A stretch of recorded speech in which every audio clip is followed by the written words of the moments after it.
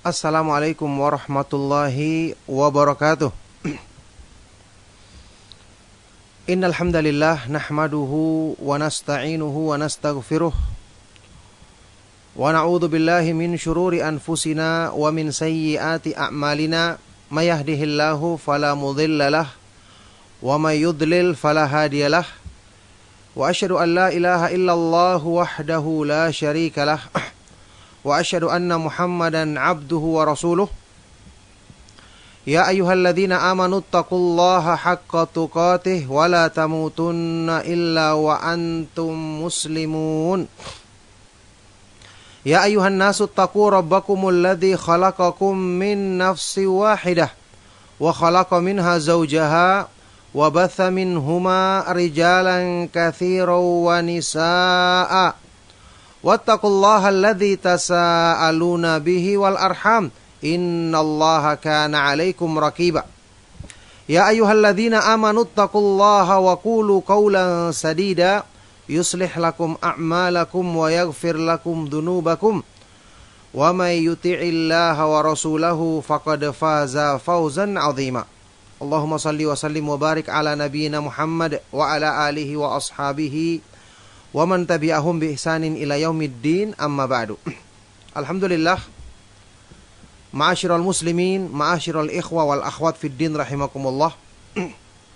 Alhamdulillah, kita bersyukur kepada Allah Subhanahu wa taala yang memudahkan banyak kebaikan dalam kehidupan kita, memudahkan taufiknya, memudahkan petunjuknya untuk kebaikan-kebaikan yang mudah-mudahan menjadi sebaik-baik bekal bagi kita nanti untuk pertanggungjawaban kita di hadapan Allah Subhanahu wa taala pada hari kiamat nanti.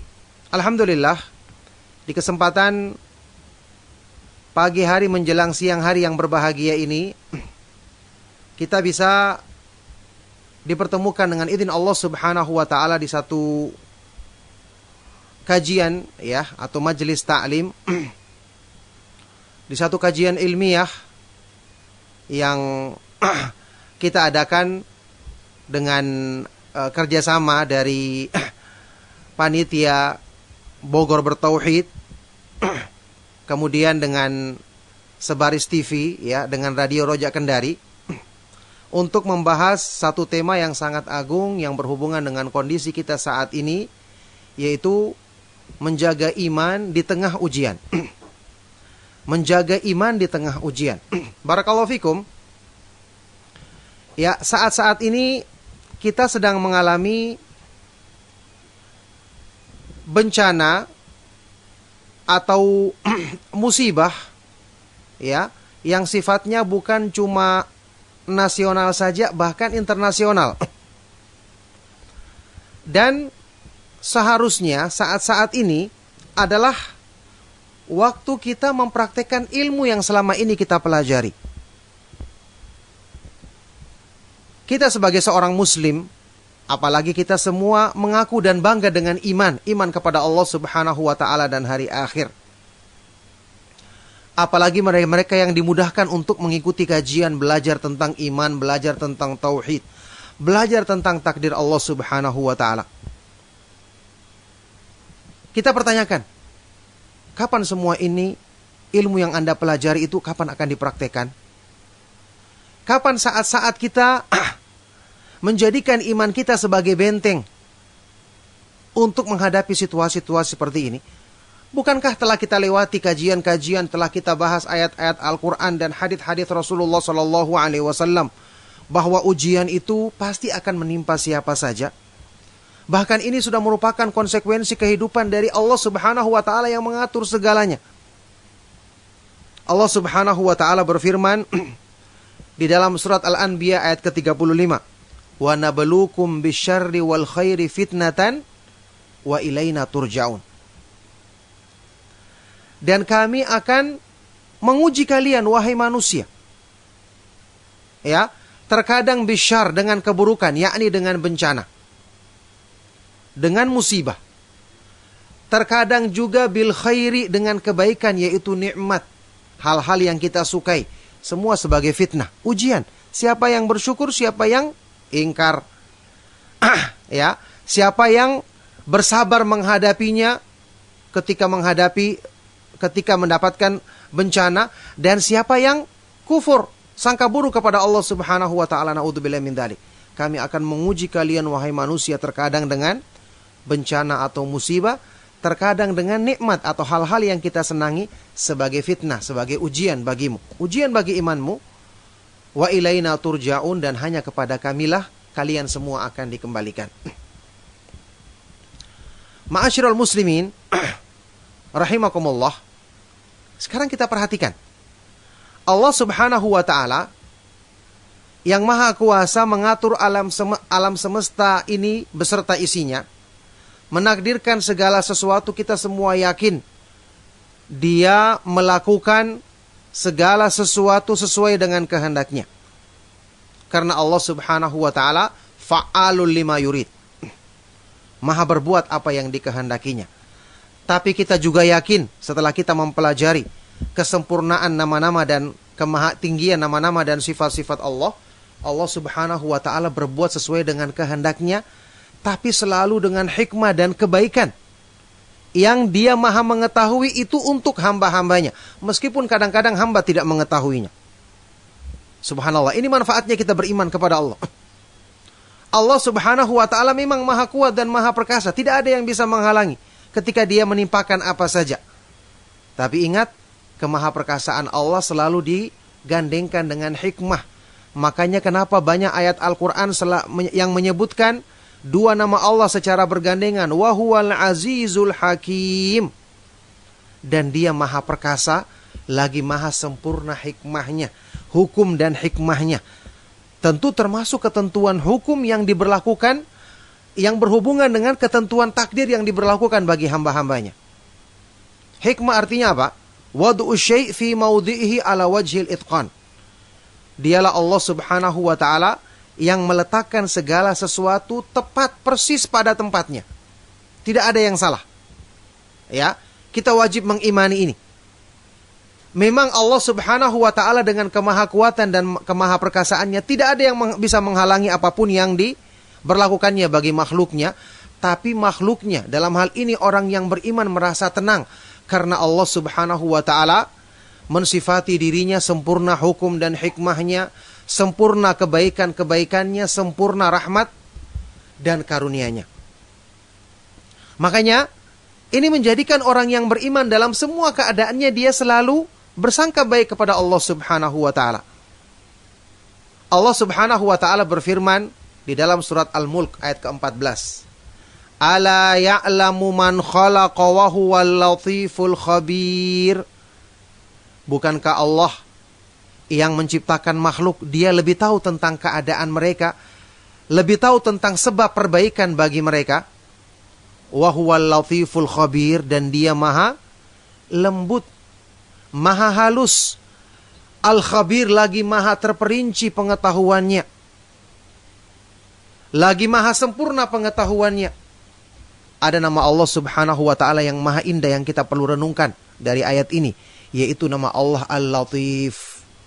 Al-Lutf, maha lembut, maha halus. Ya. Al-Latif dan Al-Khabir, maha terperinci pengetahuannya. Ada sebagian ulama yang mengatakan kedua makna nama Allah yang maha indah ini berdekatan maknanya. Ada juga sebagian ulama yang menyebutkan Al-Latif itu berhubungan dengan kebaikan Allah Subhanahu wa ta'ala yang halus sampai kepada hambanya dari ada yang tidak mereka sangka. Subhanallah. Ujian adalah kebaikan yang Allah inginkan. Seandainya kita menyikapinya dengan benar, dengan iman yang benar. Coba kita lihat. Dijelaskan di dalam kitab Fiqh Al-Asma'il Husna oleh Syekh Abdul Razak bin Abdul Muhsin Al-Badr hafidhahumullahu ta'ala. Makna nama Allah Subhanahu wa ta'ala Al-Latif adalah huwallazi yusilu ila ibadihi wa awliyaihi masalihahum bilutfihi wa ihsanihi min turukin la ya'rifunaha, min turukin la yash'uruna biha. Ya, Dialah Allah yang menyampaikan kebaikan-kebaikan kepada hambanya yang menyampaikan berbagai macam kemaslahatan kepada hambanya, kepada orang-orang yang beriman, orang-orang yang bertakwa. Dengan sifat maha baiknya, dengan sifat kemahalembutannya, dari arah yang mereka tidak sangka, mereka tidak perkirakan. Kebanyakan orang menyangka musibah itu adalah untuk keburukan. Ya, tapi Allah Subhanahu wa taala menjadikan di balik musibah itu banyak kebaikan, banyak manusia yang tidak menyadarinya. Subhanallah. Ini adalah satu hal yang merupakan rahmat Allah Subhanahu wa taala yang harusnya kita renungkan ketika menghadapi kondisi-kondisi seperti yang saat ini kita sedang mengalaminya. Barakallahu fikum, ma'asyiral muslimin, ma'asyiral ikhwa wal akhwat fid din rahimakumullah. Sekarang kita perhatikan menjaga iman di tengah ujian. Ya. Keimanan adalah sesuatu yang paling berharga yang kita punyai. Ujian jangan sampai menjadi sebab iman kita rusak. Karena Allah Subhanahu wa taala menghendaki dengan ujian justru untuk menguatkan iman kita. Justru untuk menyempurnakan keimanan kita kepada Allah Subhanahu wa taala. Makanya merugi ketika seseorang menghadapi urusan-urusan seperti ini, kemudian karena membaca berita yang kebanyakan disampaikan tanpa ada penjelasan tentang masalah iman, bagaimana menghadapinya, bagaimana seharusnya kita bersikap, bagaimana menjaga tawakal kita kepada Allah Subhanahu wa taala. Bahkan kebanyakan berita-berita yang sampai di saat-saat ya kondisi seperti ini adalah berita-berita yang bisa jadi dimanfaatkan oleh syaitan untuk menjadikan manusia takut berlebihan. Dan ketika manusia takut berlebihan kepada selain Allah, apa yang terjadi? Rusak tauhidnya, rusak imannya, melemahkan tawakalnya kepada Allah Subhanahu wa ta'ala. Inilah kebinasaan yang sejati bagi manusia. Inilah kehancuran yang sesungguhnya. Na'udzubillah min dzalik. Kita harus ingat, syaitan punya tipu daya yang disebutkan di dalam Al-Quran. Di dalam surat Al-Imran ya, ayat 173. Allah Subhanahu wa taala menyebutkan tentang tipu daya syaitan, di antaranya adalah takhwif, menakut-nakuti manusia dengan bala tentaranya supaya tujuannya melemahkan iman mereka, melemahkan rasa takut dan tunduk mereka kepada Allah, melemahkan keterikatan hati mereka dengan pencipta mereka yang maha kuat dan maha perkasa. Ini tipu daya syaitan. Coba dengarkan firman Allah Subhanahu wa taala. Innama dzalikumus syaitanu yukhawwifu awliya'ahu fala takhafuhum wa khafuni in kuntum mu'minin. Itu adalah perbuatan syaitan yang ingin menakut-nakuti kalian dengan bala tentaranya, dengan teman-temannya, utusan-utusan mereka. Ya, ingin menakut-nakut kalian dengan bala tentaranya ini, dengan teman-temannya ini. Maka janganlah kalian takut kepada mereka, tapi takutlah kepadaku, kata Allah, jika kalian benar-benar beriman. Kenapa takut kepada makhluk sementara penciptanya ada Allah Subhanahu wa ta'ala? Sementara penciptanya yang menjanjikan akan melindungi kita kalau kita mohon perlindungan kepadanya. Ini diterangkan ayat ini ya di dua ayat sebelumnya adalah ketika ada orang-orang munafik yang menakut-nakuti para sahabat, sebab turunnya ayat ini. Alladzina qala lahumun nasu innan nasa qad jama'u lakum fakhshawhum fazadahum imana wa qalu hasbunallahu wa ni'mal wakil. Orang-orang munafik ini ya, para sahabat adalah orang-orang yang ketika orang-orang munafik, mereka adalah orang-orang yang ketika orang-orang munafik berkata kepada mereka bahwa sejumlah besar orang kafir Quraisy telah berkumpul untuk menyerang kalian, membinasakan kalian semua. Maka takutlah kalian. Ya, dibuat supaya takut, akhirnya lemah pertahanan imannya. Lemah tawakalnya kepada Allah. Dan ini kebinasaan yang diinginkan oleh iblis untuk menghancurkan manusia.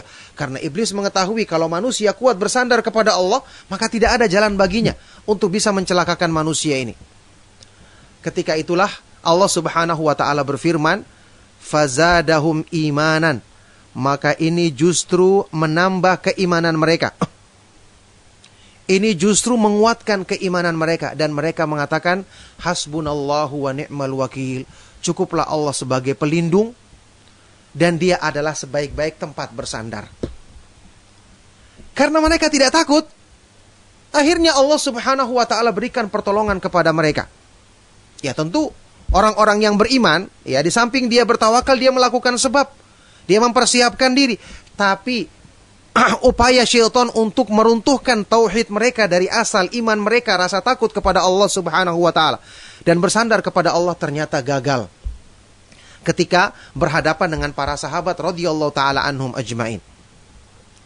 Oleh karena itulah, ma'asyiral muslimin, ya, menjaga iman di tengah ujian. Ini justru yang paling kita butuhkan untuk menghadapi ujian itu sendiri dan diselamatkan oleh Allah subhanahu wa ta'ala, ya, tentu dengan pertolongannya. Saya katakan tadi dari awal, ya, ikhwan dan akhwat fiddin rahimakumullah, saatnya sekarang kita mempraktikkan ilmu. Kita sudah belajar bagaimana menyikapi media sosial, bagaimana menyikapi berita, bagaimana menghadapi musibah, ya. Bagaimana seharusnya kita menguatkan rasa takut kita dan bersandar kita kepada Allah subhanahu wa ta'ala. Di kitab Tauhid, kita telah belajar firman Allah subhanahu wa ta'ala yang sangat agung, yang sangat indah di surat Al-An'am ayat ke-82. Bagaimana janji Allah bagi orang yang bertauhid? Janji pemilik langit-langit dunia beserta isinya. Langit, bumi, seluruh dunia beserta isinya. Janji Allah yang maha kuat dan maha perkasa. Alladzina amanu wa lam yalbisu imanahum bidzulmin ulaika lahumul amnu wa hum muhtadun. Orang-orang yang beriman dan tidak mencampur adukan iman mereka dengan kezaliman, yaitu syirik. Karena syirik adalah kezaliman yang paling sempurna, yang paling besar. Ya, ini seperti diterangkan, sudah kita lewati pembahasannya di dalam hadis riwayat Bukhari Muslim. Kata Rasulullah SAW, innama huwa syirk. Itu adalah kesyirikan. Kezaliman di sini maksudnya adalah kesyirikan. Orang-orang yang beriman, yang tidak mencampur adukan iman mereka dengan kezaliman, mereka inilah orang-orang yang akan mendapatkan keamanan. Dan mereka selalu mendapatkan petunjuk. Al-imanu amanun. Keimanan itu adalah keamanan. Ya.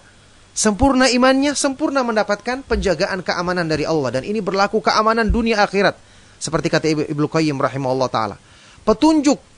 Wahum muhtadun. Dan mereka selalu mendapatkan petunjuk kebaikan dunia akhirat.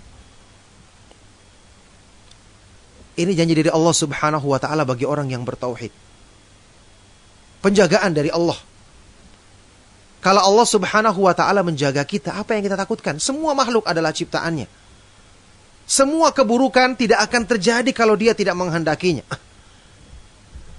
Jangankan satu makhluk atau 1000 makhluk, seluruh makhluk yang ada, kalau Allah tidak menghendaki, kalaupun mereka ingin menimpakan kita kepada satu keburukan, maka tidak akan terjadi.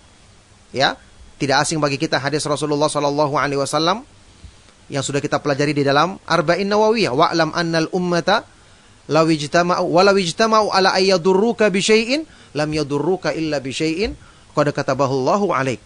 Kalau semua manusia, semua makhluk ya, ingin bersatu padu untuk menimpakan keburukan kepadamu, maka mereka tidak akan mampu menimpakan hal itu kecuali dengan sesuatu yang Allah Subhanahu wa taala telah takdirkan, Allah telah tentukan akan menimpa dirimu. Jadi, ma'asyiral muslimin, ma'asyiral ikhwa wal akhwat fid din rahimakumullah, di sini kita mengambil pelajaran penting. Allah subhanahu wa ta'ala menimpakan musibah bukan karena kezaliman. Wa mallahu yuridu zulman lil alamin. Allah tidak menghendaki kezaliman bagi semua makhluknya di alam semesta ini. Bahkan Allah mengharamkan bagi dirinya zalim. Inni haramtu dzulma ala nafsi wa ja'altuhu bainakum muharraman fala tadzalamu. Hadis kursi yang terkenal riwayat Imam Bukhari. Allah berfirman, sesungguhnya aku mengharamkan zalim bagi diriku, dan aku jadikan zalim ini haram di antara kalian. Allah Maha Kuasa berbuat apa saja, tapi Allah tidak menghendaki untuk mencelakakan umat manusia. Allah menurunkan ujian itu untuk hikmah yang besar. Ya, oleh karena itu, Orang yang beriman mereka beruntung ketika menghadapi ujian ini dengan sikap yang benar. Allah Subhanahu wa taala berfirman di surat At-Taghabun ayat yang ke-11. Ada penjelasan dari Imam Ibnu Katsir sehubungan dengan ayat ini. Ya, Allah Subhanahu wa taala berfirman, "Ma asaba min musibatin illa biidznillah. Wa may yu'min billahi yahdi qalbah. Wallahu bikulli syai'in alim." Tidaklah menimpa satu musibah di muka bumi ini kecuali dengan izin Allah. Dan barang siapa yang beriman kepada Allah, maka Allah berikan hidayah ke dalam hatinya. Dan Allah Subhanahu wa ta'ala maha mengetahui segala sesuatu. Disebutkan di dalam tafsir Ibnu Katsir, ya, penjelasan yang sangat indah tentang ayat ini. Kata beliau, saya nukilkan di sini, "Waman asabathu musibatun fa'alima annaha biqadha'illahi wa qadarihi fasabara wahtasab wastaslama liqadha'illahi hadahullahu qalbahu wa awadahu amma fatahu minad dunya hudan fi qalbihi wa yakinan sadiqan wa qad yukhlifu alaihi ma kana akhadha minhu au khairan minhu." Ya, barang siapa yang ditimpa musibah kemudian dia meyakini itu adalah terjadi dengan takdir Allah dan ketentuannya, lalu dia bersabar dan mengharapkan ganjaran pahala di sisinya, dia tunduk kepada ketentuan Allah, ya, artinya dia bertawakal, bersandar kepada Allah, maka Allah berikan hidayah ke dalam hatinya. Ini adalah asal hidayah. Mungkin dengan sebab ini Allah jadikan kuat imannya sampai di akhir hidupnya. Dengan sebab ini Allah sempurnakan iman pada hatinya. Subhanallah. Dengan sebab musibah. Jadi hikmahnya besar. Allah Subhanahu wa ta'ala menyampaikan kebaikan dari arah yang kita tidak sangka. Ini nama Allah Subhanahu wa ta'ala Al-Latif yang tadi sudah kita sebutkan maknanya. Ya, Allah berikan hidayah ke dalam hatinya dan Allah gantikan hal-hal yang luput dari urusan dunianya dengan hidayah di dalam hatinya. Yang ini merupakan asal dan inti hidayah. Allah gantikan dengan keyakinan yang benar. Bahkan juga terkadang Allah Subhanahu wa ta'ala gantikan apa yang diambil dari urusan dunianya waktu terjadi musibah tadi, atau bahkan Allah gantikan dengan yang lebih baik dari semua itu. Ini janji dari Allah Subhanahu wa ta'ala ternyata berhubungan dengan masalah kebaikan yang kita butuhkan sendiri. Oleh karena itulah, ya, ma'asyiral muslimin, ma'asyiral ikhwah wal akhwat fid din rahimakumullah, sehubungan dengan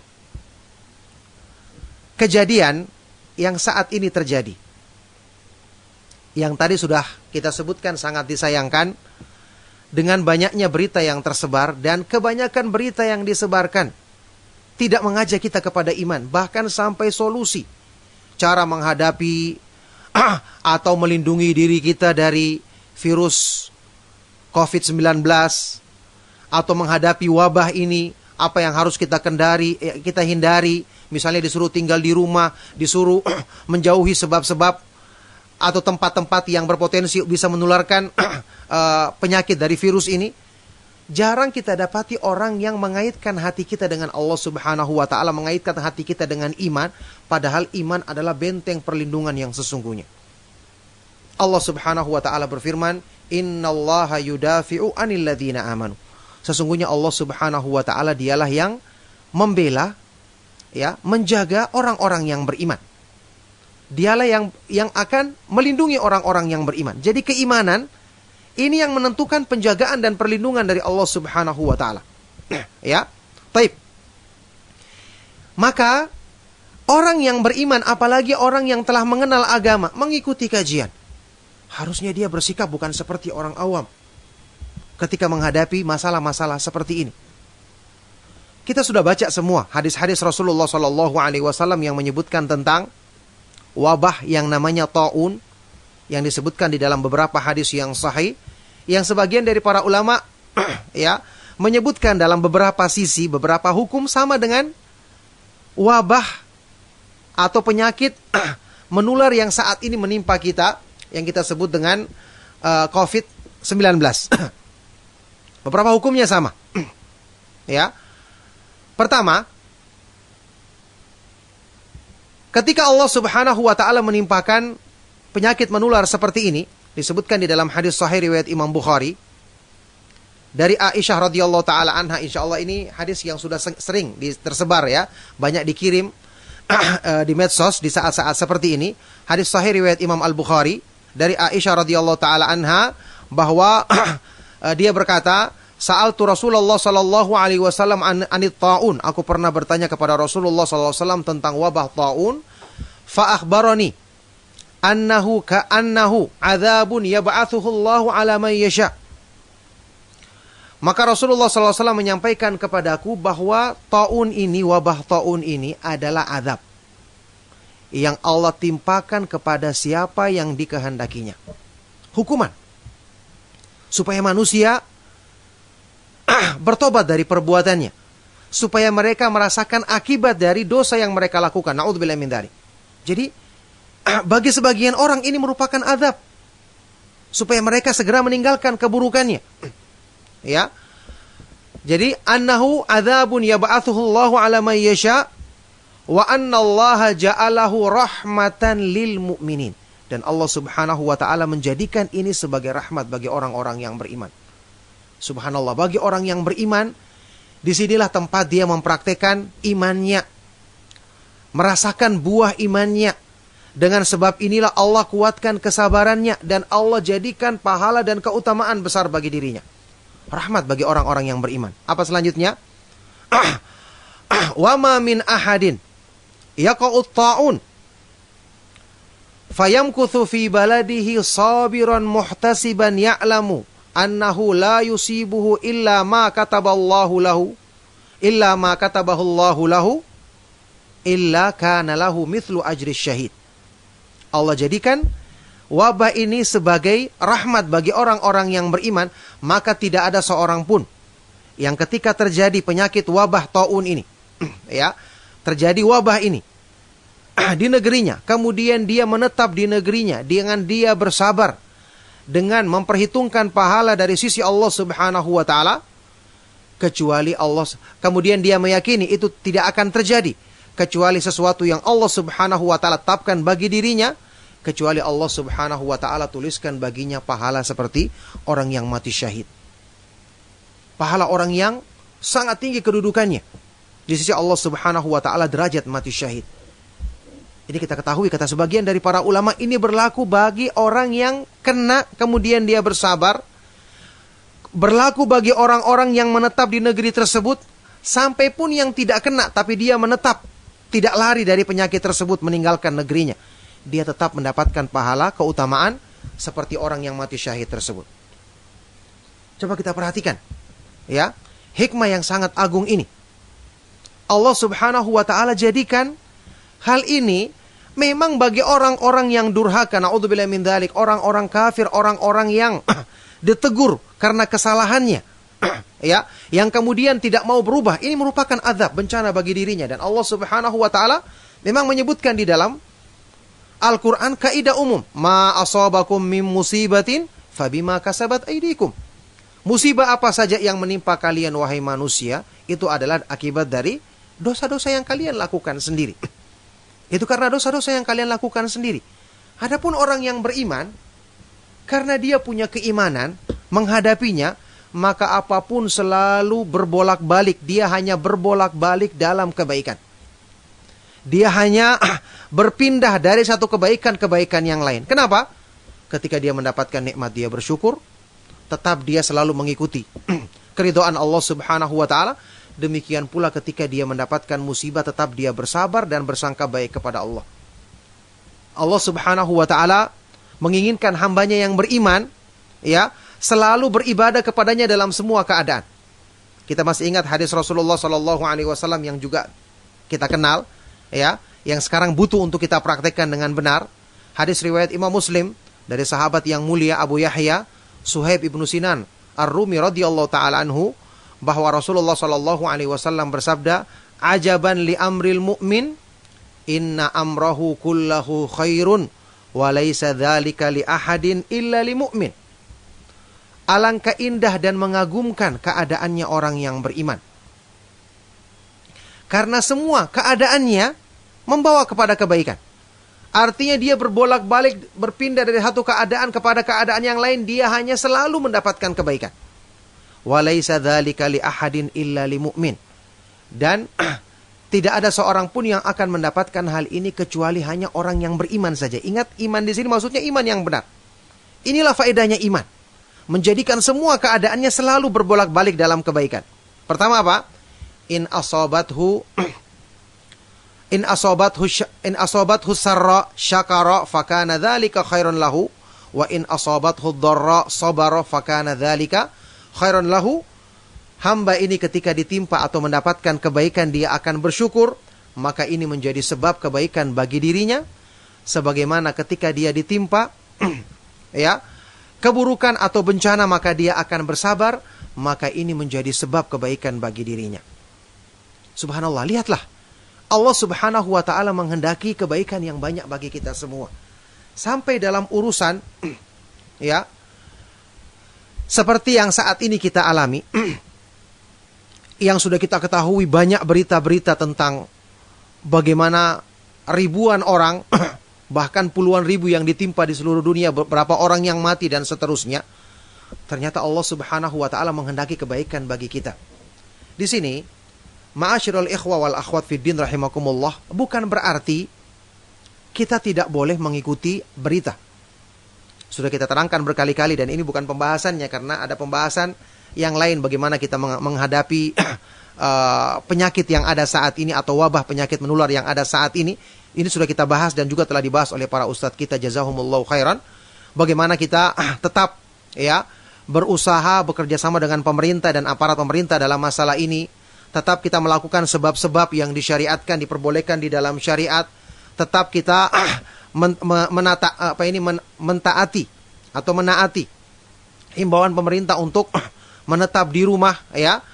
Dan hal-hal yang lain yang dijelaskan oleh orang-orang yang ahli ya, tenaga medis atau para dokter atau orang-orang yang ahli dalam kesehatan. Karena itu diperintahkan di dalam Islam. Fas'alu ahla dzikri in kuntum la ta'lamun. Bertanyalah kepada orang yang berilmu kalau kamu tidak mengetahui. Ini disyariatkan di dalam Islam, diperintahkan kita. Cuman yang kita permasalahkan di sini ya, yang kita permasalahkan di sini adalah orang-orang yang imannya menjadi rusak. Kesempatan waktu luang yang diberikannya di rumahnya tidak dimanfaatkan dengan sebaik-baiknya untuk memperbaiki diri. Bisa jadi bencana yang ada saat ini adalah teguran untuk Anda. Karena bisa jadi ini merupakan azab bagi sebagian orang. Dan siapa yang mengatakan Anda tidak termasuk di dalamnya? Ya, dia tidak memanfaatkan waktunya untuk memperbaiki diri. Tidak menguatkan sebab-sebab keimanannya. Karena sekarang ya, majelis-majelis ta'lim libur. Hanya orang-orang yang memang bersungguh-sungguh mencari ilmu yang akan manfaatkan waktunya saat ini untuk ya berusaha tetap bisa mengisi hatinya dengan pengajian-pengajian yang bermanfaat, kajian-kajian tentang iman, tentang tafsir Al-Quran, tentang makna hadis-hadis Rasulullah SAW melalui media-media yang ada yang bisa berusaha tetap dia dengarkan di saat-saat libur kajian seperti ini. Di sini akan terlihat nanti. Jadi yang disayangkan di sini adalah orang-orang yang ketika terjadi kondisi ini justru dia tidak bersikap dengan benar. Justru dia banyak sibuk membaca berita yang kemudian kebanyakan dari berita itu ya karena tidak ada himbauan tentang iman, tentang tawakal kepada Allah Subhanahu wa taala, kemudian menjadikan dia berlebihan, takut. Padahal sudah jelas. Anda yang berakal, coba perhatikan. Apakah sebab-sebab dunia, sebab-sebab majunya teknologi bisa bermanfaat dalam urusan penyebaran penyakit COVID-19 ini? Lihat negara-negara yang paling banyak sekarang tertimpa penyakit ini. Bukankah negara-negara yang terkenal dengan kemajuan teknologinya? Kalau masalah urusan bersihnya mereka bersih. Kalau masalah urusan yang berhubungan dengan fasilitas, mereka yang paling lengkap fasilitasnya. Ya, bukan ini sandaran utama. Memang kita katakan penyakit ini tidak Allah Subhanahu wa taala timpakan kepada siapapun. Ya, timpakan kepada siapapun, baik itu orang yang beriman maupun orang kafir. Dan memang disebutkan di dalam beberapa hadis yang sahih, ketika Allah Subhanahu wa taala menimpakan azab, itu diratakan kepada semua. Kan Al-Qur'an juga menyebutkan demikian. Wattaqu fitnatan la tusibannal ladzina zalamu minkum khassah. Ya. Takutlah kalian kepada fitnah atau musibah yang ketika menimpa kalian tidak hanya menimpa orang-orang yang zalim. Menimpa semuanya, kemudian nanti akan dibangkitkan sesuai dengan niatnya. Makanya ada hadis yang cukup banyak tersebar di kalangan masyarakat kita, yang hadis ini semua hadis yang dhaif, hadis yang lemah. Dinyatakan lemah dan dijelaskan rincian kelemahannya oleh Asy-Syaikh Al-Albani rahimahullah ta'ala, yang menyebutkan yang maknanya ketika terjadi bencana, dikhususkan orang-orang yang selalu pergi ke masjid saja. Ini secara sanadnya lemah, bahkan sebagian riwayatnya sangat parah kelemahannya, dan bertentangan dengan hadis-hadis yang sahih yang menyebutkan ketika Allah timpakan bencana menimpa semuanya. Ya, menimpa semuanya, cuman kemudian nanti ketika dibangkitkan, manusia akan dibangkitkan sesuai dengan niatnya.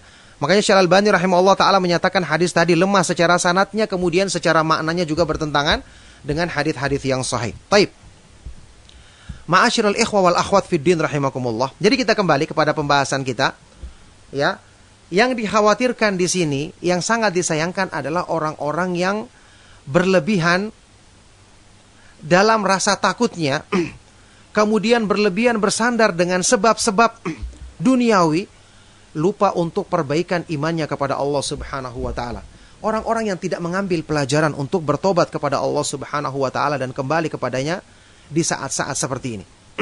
Ini sangat disayangkan. Ya. Sudah kita ketahui memang ada orang-orang yang berlebih-lebihan. Dan selalu ada dua golongan. Orang yang berlebih-lebihan dan orang yang kurang. Ya, ada sebagian orang yang mengatakan sudah, yang penting kita tawakal saja. Tetap kita melaksanakan kegiatan seperti pergi ke sana kemari, meskipun dalam kondisi seperti ini tidak perlu takut dengan virus ini. Ini juga salah. Rasulullah SAW sendiri yang paling sempurna tawakalnya, sempurna tauhidnya, mengingatkan kepada kita di dalam hadis yang sahih, seperti yang disebutkan di dalam hadis yang sahih riwayat Imam Ahmad, dinyatakan sahih oleh Syekh Al-Albani rahimahullah ta'ala, firra minal majdhumi firaraka minal asad. Larilah kamu dari orang yang kena penyakit kusta sebagaimana kamu lari dari singa. Nabi SAW tetap melakukan sebab ketika berperang, ya, membawa senjata, memakai baju besi, pelindung kepala dari besi, mengatur strategi dan seterusnya. Ini sudah kita ketahui semua. Ada sebagian orang juga yang di pihak lain atau kebalikan dari ini, terlalu berlebihan takutnya. Terlalu perhitungan dengan sebab-sebab dalam yang berhubungan dengan penjelasan manusia, tidak menyandarkannya kepada tawakal kepada Allah Subhanahu wa taala. Ini juga salah. Tawakal kepada Allah adalah yang paling utama. Karena ini adalah konsekuensi iman yang tadi sudah kita bahas. Keimanan itulah yang menjadikan keamanan bagi manusia. Di sini justru kita mempraktekkan tawakal kita sebagai simbol tauhid, salah satu simbol tauhid yang utama. Ya, makanya Allah Subhanahu wa taala menjanjikan di dalam Al-Qur'an, orang yang bertawakal kepada Allah Subhanahu wa taala, dialah yang Allah Subhanahu wa taala berikan kecukupan dan jaga dari semua keburukan. Allah Subhanahu wa taala berfirman, "Wa may yatawakkal 'alallahi fahuwa hasbuh." Barang siapa yang bertawakal kepada Allah Subhanahu wa taala, maka Allah akan mencukupinya. Anda boleh melakukan sebab selama tidak melanggar. Itu pun diizinkan di dalam syariat. Ya. Tapi sebelum Anda melakukan sebab, dahulukan tawakal. Dan ketika Anda melakukan sebab pun, dahulukan tawakal. Maka sangat keliru ketika orang, ya, saat ini banyak memperhatikan sebab-sebab untuk penjagaan dirinya, tapi dia tidak pernah berdoa kepada Allah Subhanahu wa taala. Tidak pernah dia memperhatikan zikir-zikir yang disyariatkan untuk perlindungan diri kepada Allah Subhanahu wa taala. Kita ingat dan pernah saya sampaikan berkali-kali, zikir yang sangat terkenal yang disebutkan di dalam hadis yang sahih ketika keluar rumah. Ya, Rasulullah sallallahu alaihi wasallam bersabda, "Idza kharajal abdu min baitihi wa qala," jika seorang hamba keluar dari rumahnya dan berkata, bismillah tawakkaltu. Ya, ma min abdin kharaja min baitihi faqala, tidaklah ada seorang hamba yang keluar dari rumahnya kemudian dia berkata, bismillah tawakkaltu 'alallahi wala haula wala quwwata illa billah. Dengan nama Allah aku berserah diri, bertawakal kepadanya, tidak ada daya dan kekuatan kecuali dengan pertolongannya. Ya, kecuali syaitan akan menyingkir darinya. Kemudian ketika itu ada malaikat yang menyuruh dan mengatakan, ya, malaikat akan mengatakan kepadanya, hudita wa kufita wa wukit. Sungguh kamu akan selalu mendapatkan hidayah, petunjuk dari Allah, selalu akan mendapatkan kecukupan dalam segala urusanmu, dan kamu akan selalu dilindungi, dijaga dari segala keburukan. Subhanallah, keutamaan tawakal. Dapat 3 sekaligus. Yang ini menjadikan syaitan saja berkata kepada temannya dengan putus asa, kaifa laka biman qad hudiya wa kufiya wa wuki. Bagaimana kamu akan bisa mencelakakan orang yang selalu mendapatkan petunjuk dari Allah, selalu dicukupi segala urusannya, dan selalu dijaga dari segala keburukan. Penjagaan dari Allah. Ingat, musibah ketika sudah terjadi, tidak akan ada siapapun yang bisa menghindarinya.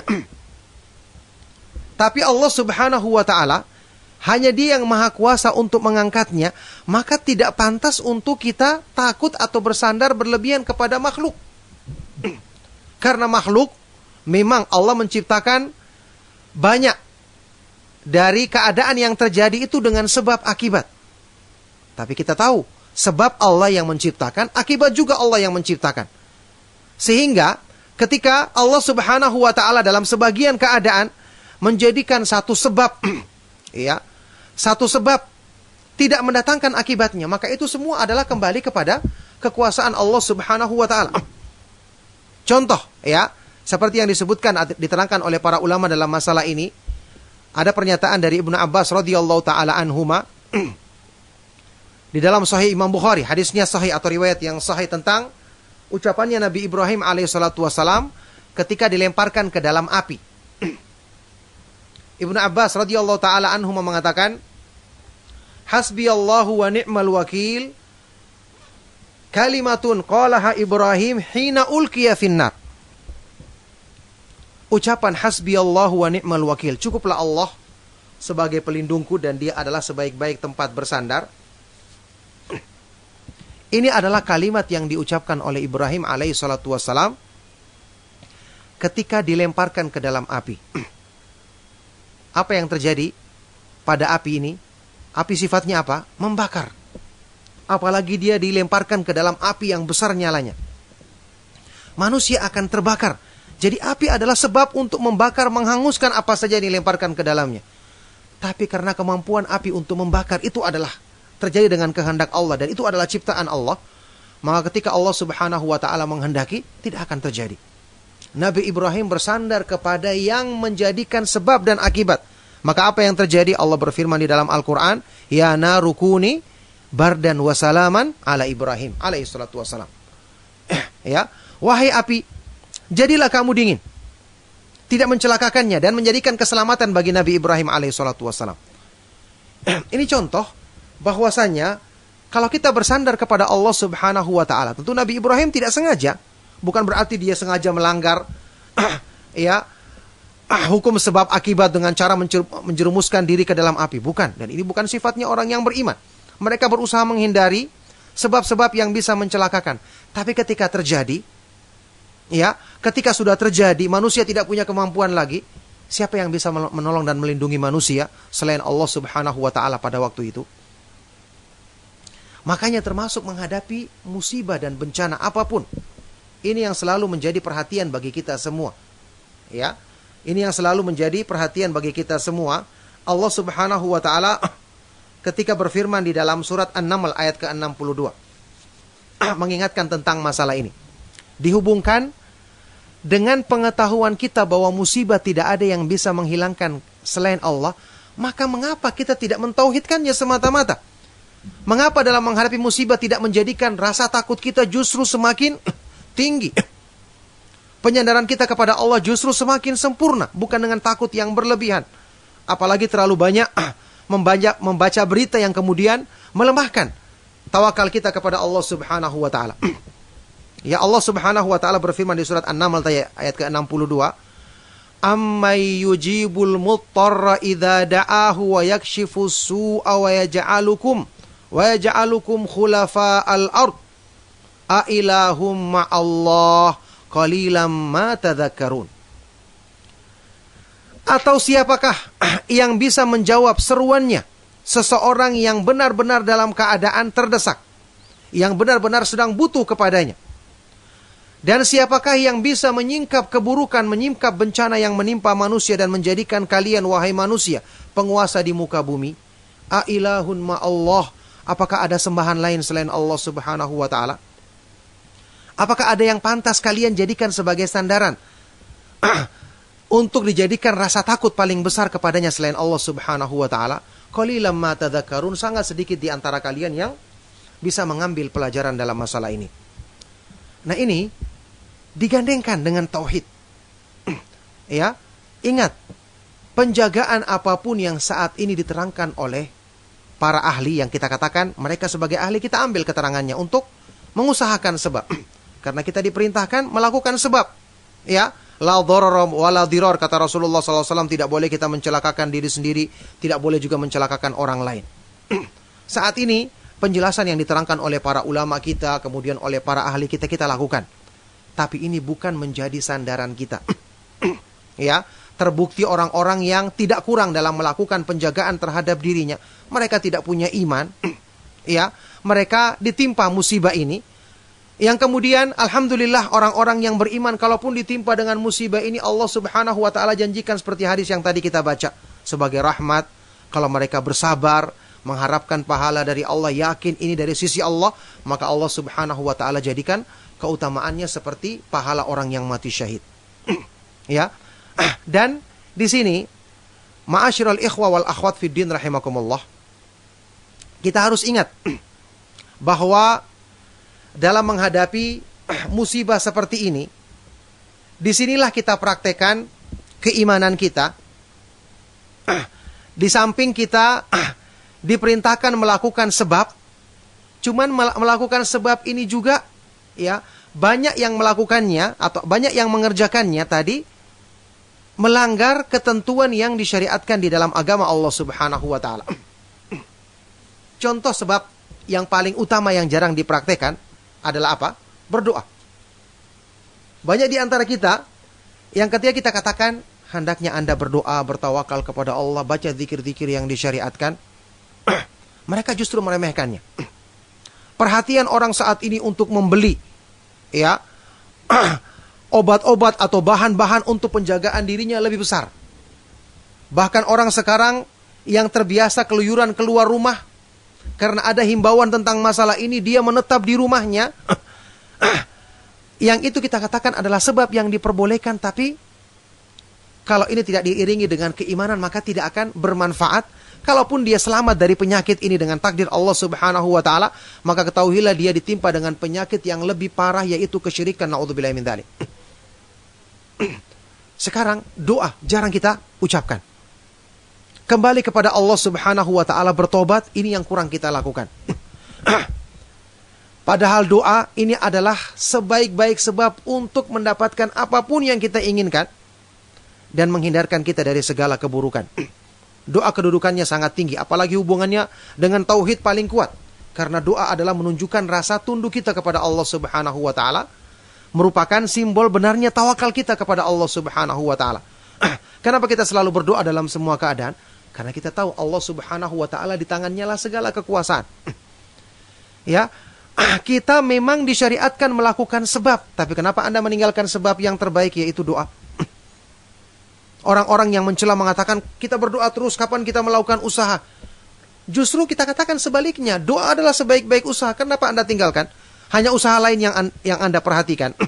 Apakah usaha yang berhubungan dengan ya, keahlian makhluk atau pemikiran makhluk, sebab penjagaan dari makhluk lebih utama dibandingkan dengan usaha yang langsung berhubungan dengan meminta kepada Allah Subhanahu wa ta'ala perlindungannya, yaitu dengan berdoa? Imam Ibnu Qayyim rahimahullah ta'ala di dalam kitab Ad-Da'u wad-Dawa menyatakan satu pernyataan. Beliau berkata, "Walaysa syai'un minal asbabi anfa'a minad du'ai wala ablagha fi husulil matlubi minhu." Dan tidak ada sesuatu pun dari sebab-sebab atau usaha-usaha yang ada, tidak ada satupun dari sebab atau usaha-usaha yang dilakukan manusia yang lebih bermanfaat dibandingkan doa. Tidak ada yang lebih manfaatnya doa. Dan lebih kuat pengaruhnya dalam mencapai apa yang kita inginkan dibandingkan doa. Subhanallah. Jadi ingat, yang namanya usaha bukan hanya dengan kita melakukan hal-hal yang diterangkan oleh orang-orang yang ahli kesehatan, meskipun ini termasuk usaha. Dan kita melakukannya juga dengan semangat. Bukan cuma menjaga diri kita untuk tidak keluar rumah kecuali kalau ada kepentingan darurat tentu saja. Tapi ada sebab yang kita lupakan, yaitu banyak berdoa kepada Allah Subhanahu wa taala. Bahkan beberapa di belakangan ini, waktu saat ini kan tersebar beberapa nukilan penjelasan dari para ulama, di antaranya yang sangat terkenal sekali yang saya sering nukilkan dalam beberapa kesempatan, ucapan dari Syekhul Islam Ibnu Taimiyah rahimahullah taala tentang banyak orang yang disembuhkan tanpa berobat. Bukan berarti tidak berobat. Tanpa berobat. Misalnya, satu penyakit yang tidak ada, dikatakan belum ditemukan obatnya oleh para ahli. Jadi bagaimana kita? Kita akan binasa? Tidak. Kata Ibnu Taimiyah rahimahullah ta'ala, "Wa katsirun minal mardha yushfauna bila tadawin." Banyak orang yang sakit bisa disembuhkan dengan izin Allah tanpa berobat. Ingat, bukan meninggalkan berobat. Karena berobat dianjurkan di dalam Islam. Dan ini menurut pendapat jumhur ulama, meskipun tidak wajib. Ya, kebanyakan dari orang yang sakit disembuhkan dengan izin Allah tanpa berobat. Tapi dengan apa? Kata beliau, bida'watin mustajabah. Dengan doa yang Quran diturunkan sebagai syifa. Wa nunazzilu minal Qur'ani ma huwa al-Qur'an. Memang Al-Qur'an adalah obat penyakit hati, tapi juga obat penyakit badan manusia. Kita bacakan ayat-ayat Al-Quran. Kita bacakan zikir-zikir perlindungan dari hadis-hadis yang sahih dari Rasulullah SAW. Au ruqyatin nafi'atin, kata beliau, atau ruqyah yang bermanfaat, ruqyah yang manjur. Au quwwatil qalbi wa husnit tawakul, atau dengan kekuatan hati dan tawakal yang benar. Kekuatan hati ini besar pengaruhnya. Tawakal yang benar kepada Allah Subhanahu wa taala ini bisa menjadi sebaik-baik perlindungan dan sebaik-baik penyembuh bagi orang yang dikena penyakit, untuk bisa dengan izin Allah Subhanahu wa taala dia mendapatkan kesembuhan, sekaligus untuk menyembuhkan hatinya dari penyakit yang lebih parah, yaitu penyakit kesyirikan, ketakutan yang berlebihan kepada selain Allah Subhanahu wa taala, dan lemahnya tawakal di hati kepada Allah Subhanahu wa taala. Nah, oleh karena itulah, ma'asyiral ikhwah wal akhwat fid din rahimakumullah, maka menjaga iman di tengah ujian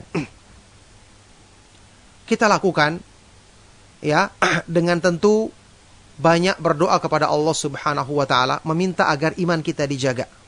Ingat, kita punya harta yang paling berharga, modal utama adalah agama kita. Di dalam sebuah athar yang dinukil dalam kitab Al-Ibanatul Kubra oleh Imam Ibnu Battah, ya, Al-Imam Al-Hasan Al-Basri rahimahullah ta'ala pernah mengatakan, "Ra'su malil mu'min dinuhu, haitsu ma zala dinuhu ma'ahu." Harta utama seorang mukmin adalah agamanya.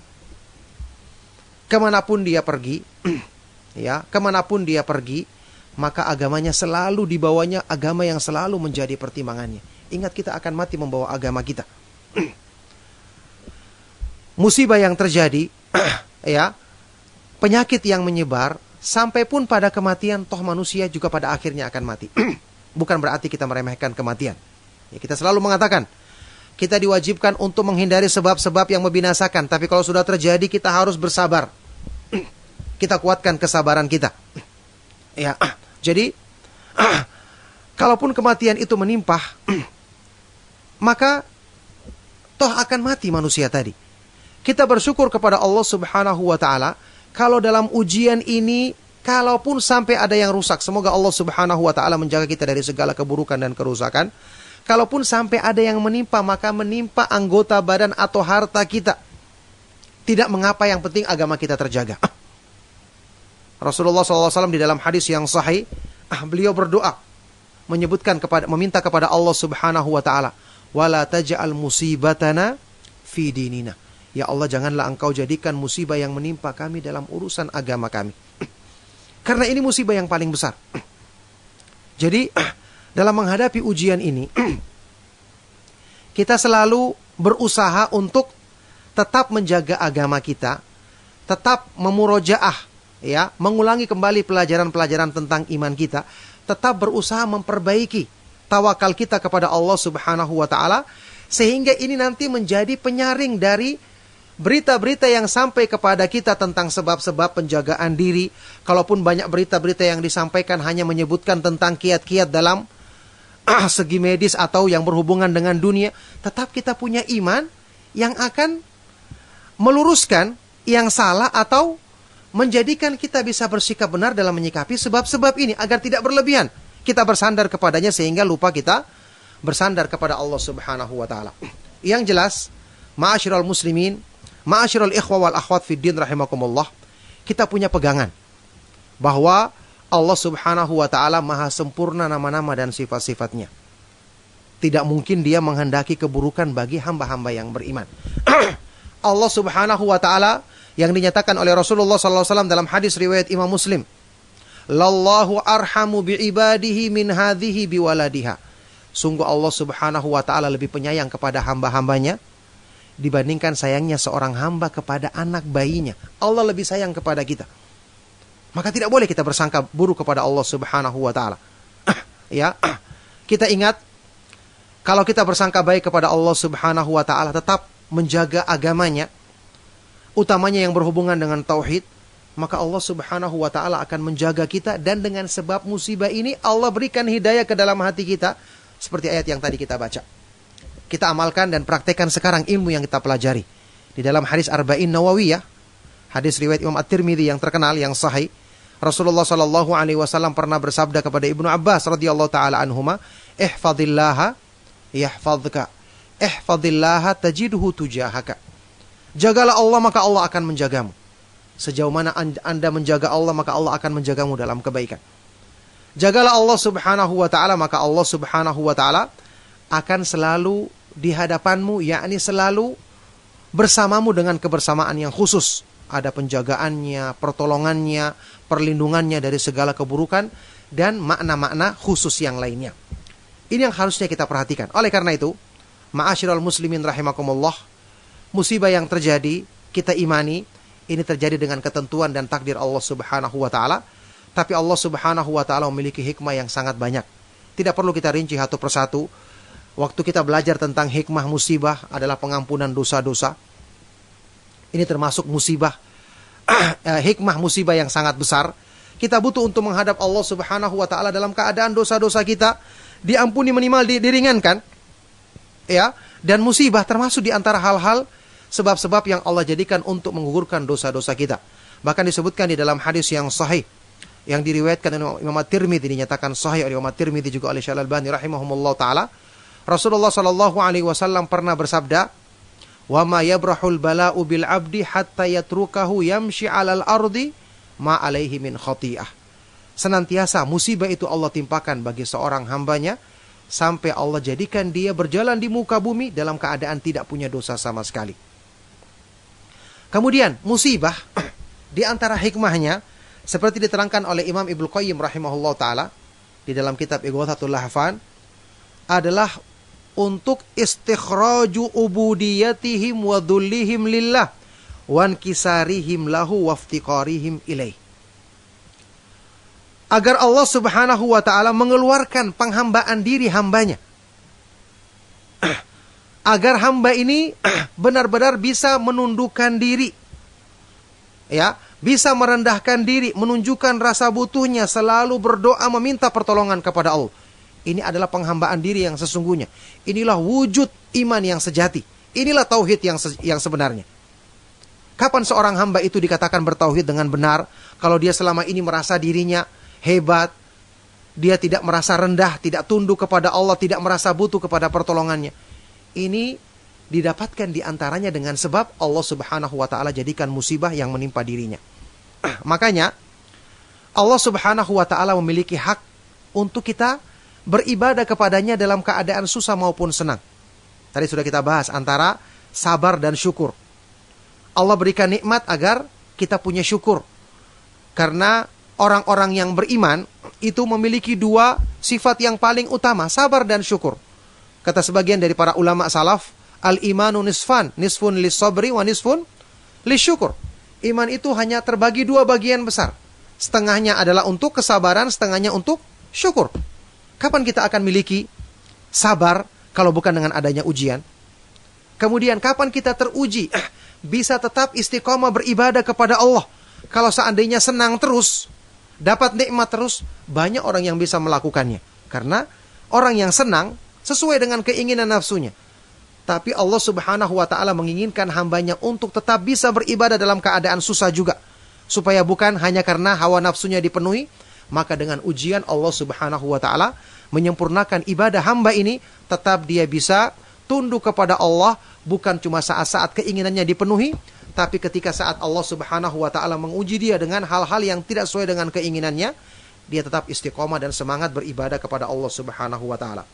Kata Ibnu Qayyim rahimahullah ta'ala, ya di antara hikmah ujian, annahu subhanahu yuhibbu min ibadihi takmila ubudiyatihim ala sarra'i wal dharra wa fi halil afiyati wal bala.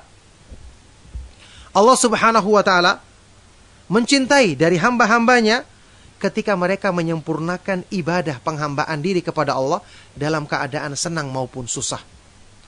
Dalam keadaan lapang maupun sempit. Dalam keadaan mendapatkan nikmat maupun mendapatkan ujian berupa bencana dan musibah dari Allah Subhanahu wa ta'ala. Karena masing-masing keadaan ini menuntut ibadah.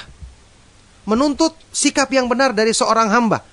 Maka supaya disempurnakan penghambaan dirinya, hamba ini diuji dengan hal-hal yang tidak disukainya untuk diuji. Apakah dia benar-benar mengamalkan kebaikan selama ini bukan hanya karena keinginannya terpenuhi, keinginan hawa nafsunya diikuti oleh Allah Subhanahu wa ta'ala. Makanya Allah Subhanahu wa ta'ala berfirman di dalam Al-Quran, surat Al-Hajj ayat ke-11. Tentang hamba-hamba yang sangat buruk kedudukannya di sisinya. Wa minan nasi may ya'budullaha ala harfin fa in asabahu khairun itma'anna bihi wa in asabathu fitnatun inqalaba ala wajhihi khasirad dunya wal akhirata dzalika huwal khusranul mubin. Dan di antara manusia ada orang-orang yang beribadah kepada Allah dengan berdiri di tepi. Kata para ulama, dia beribadah tidak sepenuhnya. Ingin cari yang senang-senang saja, sesuai keinginan saja. Ada yang seperti ini. Ya. Kalau dia mendapatkan kebaikan, mendapatkan sesuatu yang menyenangkan, dia tenang dengan ibadahnya, tenang dengan Islamnya. Tapi kalau dia ditimpa fitnah, ditimpa ujian, maka dia pun berpaling. Langsung rusak agamanya. Inilah orang yang rugi dunia akhirat dan inilah kerugian yang nyata. Ini juga merupakan hikmah yang besar. Kemudian di antara hikmahnya juga adalah untuk kita menjadikan kita orang yang beriman tahu tentang nilainya dunia. Supaya Anda tidak terpedaya dengan dunia, supaya ingat balasan yang terbaik itu di akhirat, negeri yang terindah itu adalah surga. Allah berikan ujian di dunia supaya Anda tahu ternyata dunia ini kalaupun ada kesenangannya maka kesenangannya tidak murni. Surga adalah tempat yang kesenangannya murni. Di dunia ini penuh dengan cobaan dan ujian. Cuma di akhirat nanti, di surga yang Allah Subhanahu wa ta'ala jadikan kesenangannya murni. Maka semua hikmah-hikmah ini kembalinya kepada kebaikan kita. Sebagaimana yang Allah Subhanahu wa ta'ala janjikan di dalam ayat-ayat Al-Quran. Dan hadits-hadits yang sahih dari Rasulullah SAW. Yang tadi banyak di antaranya yang sudah kita bacakan di dalam kajian kita ini. Maka Alhamdulillah, demikianlah ya kajian yang bisa kami sampaikan di kesempatan pagi menjelang siang hari ini tentang menjaga iman di tengah ujian. Semoga bermanfaat bagi kita semua. Yang jelas kita selalu berdoa kepada Allah Subhanahu wa ta'ala untuk kebaikan diri kita, untuk kebaikan saudara-saudara kita sama kaum muslimin, juga kebaikan bagi pemerintah kita, para aparat kita, kemudian termasuk tentu saja yang paling di barisan terdepan para tenaga medis yang berusaha untuk dengan izin Allah Subhanahu wa ta'ala mereka berusaha sekuat tenaga untuk melindungi atau mengobati orang-orang yang terkena penyakit ini ya. Yang semoga mereka yang ditimpa penyakit ini bisa bersabar, dan selalu bersangka baik kepada Allah Subhanahu wa taala, mendapatkan balasan yang sempurna di sisinya. Bagi mereka-mereka yang memiliki iman dan meniatkan dengan kebaikan untuk mendapatkan pahala mati syahid di sisi Allah Subhanahu wa taala. Demikian pula mereka-mereka yang bersabar menghadapi cobaan ini, tetap bersangka baik kepada Allah Subhanahu wa taala, ditetapkan di atas keimanan dan mendapatkan pahala keutamaan mati syahid seperti yang tadi kita jelaskan. Semoga apa yang kita bahas dan kita kaji bermanfaat dan menjadi sebab kebaikan bagi kita semua. Masih ada sisa waktu untuk kita isi dengan tanya jawab ya, sekitar setengah jam lagi untuk waktu sholat di tempat kami di Sulawesi. Semoga apa yang kita bahas dan kita kaji bermanfaat. Mohon maaf jika ada yang salah dan kurang berkenan. Maka saya cukupkan sampai di sini untuk materinya ya. Dilanjutkan dengan tanya jawab insyaallah. Sallallahu wasallam wa barak ala nabiyina Muhammad wa ala alihi wa ashabihi wa man tabi'ahum bi ihsanin ila yaumiddin walhamdulillahi rabbil alamin. Barakallahu fikum. Nah.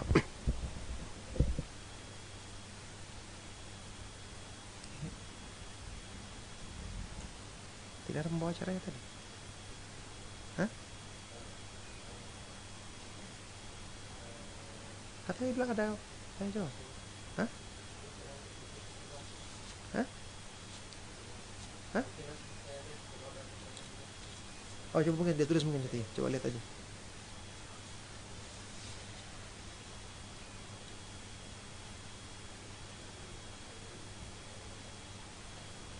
Iya, saya tadi dibilang ada pertanyaannya katanya.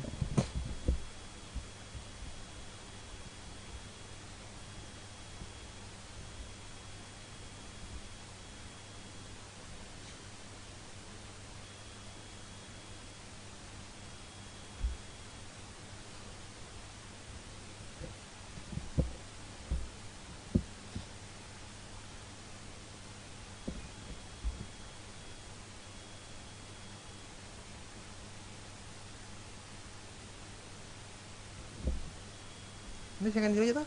Silakan diri tadi. Silakan diri aja tadi tuh.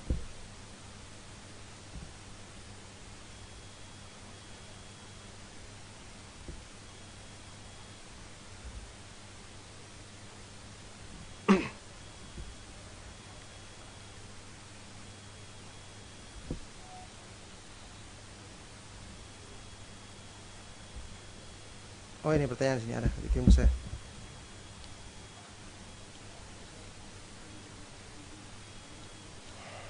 Ya, ada beberapa pertanyaan yang masuk gitu. Lewat WA di sini. Assalamualaikum Ustadz, apakah berdosa ketika seorang selalu berbicara sampai kapan akan seperti ini, sampai kapan ya Rob? Apakah termasuk tidak menerima takdir? Ya, ucapan seperti ini sudah kita katakan tadi, tidak pantas seorang hamba berkata demikian kepada Robnya, karena Allah Subhanahu wa ta'ala yang maha mengetahui kebaikan bagi kita. Ketika Anda mengeluh, bisa jadi ini kebaikan yang banyak dibutuhkan orang lain, bahkan kita sendiri. Sudah kita ketahui, tidak semua yang kita anggap itu buruk, kemudian ternyata memang buruk. Bisa jadi merupakan kebaikan bagi kita, karena kita tidak mengetahui akibat dari segala sesuatu. Kita hanya mengetahui yang sekarang. Itu pun yang pengetahuan kita terbatas kepada apa yang sesuai dengan keinginan kita saja. Ya. Allah Subhanahu wa taala berfirman di dalam surat Al-Baqarah, "Wa asa takrahu syai'aw wa huwa khairul lakum, wa asa an tuhibbu syai'aw wa huwa syarrul lakum, wallahu ya'lamu wa antum la ta'lamun." Bisa jadi wahai manusia, kamu membenci sesuatu padahal itu justru mendatangkan kebaikan bagimu, atau kamu menyukai sesuatu padahal justru mendatangkan keburukan bagimu. Allah maha mengetahui sedangkan kamu tidak mengetahuinya. Nah sekarang ketika menghadapi kondisi lain, misalnya Anda ketika di waktu saat-saat belum terjadinya penyebaran virus corona ini, ya, ketika melihat perbuatan maksiat, ketika melihat banyak orang yang melakukan perbuatan syirik, apakah pernah Anda mengeluhkan yang sama? Sampai kapan kemaksiatan ini mereka lakukan? Kalau betul-betul Anda itu mengeluhkan keadaan yang buruk, harusnya bukan cuma ketika sesuatu yang menimpa atau menghalangi hal-hal yang kita inginkan saja yang kemudian kita keluhkan. Ala kulli hal yang seperti ini adalah keluhan yang tidak benar. Yang paling bagus adalah kita minta kepada Allah Subhanahu wa taala agar diberikan kebaikan-kebaikan dan dilindungi dari segala keburukan di dalam semua keadaan yang kita alami. Nah, barakallahu fikum. Silakan yang lain, pertanyaan yang lain. Ya, rupanya sudah sampai di sini pertanyaannya cukup. Kita akhiri kajian kita. Semoga apa yang kita bahas bermanfaat untuk kebaikan kita dunia dan akhirat. Sekali lagi mohon maaf jika ada yang salah dan kurang. Sallallahu wasallam wa baraka ala nabiyina Muhammad wa ala alihi wa ashabihi wa man tabi'ahum bi ihsan ila yaumiddin walhamdulillahi rabbil alamin. Subhanakallahumma wa bihamdika asyhadu an la ilaha illa anta astaghfiruka wa atubu ilaik. Wassalamualaikum warahmatullahi wabarakatuh.